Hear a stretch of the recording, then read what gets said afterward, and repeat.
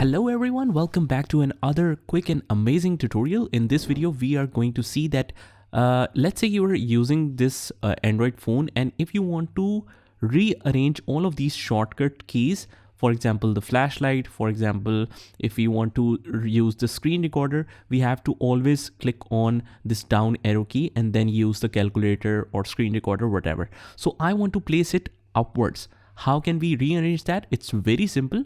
On the right hand side, you can see these three dots. Just click on that and click on edit shortcut switch. And here you can either delete that shortcut, for example, PC connection, I don't want that. Let's cancel this. 4x translate, I don't want that. And if you want to place the screen recorder right at the top, just hold it and drag it to the top.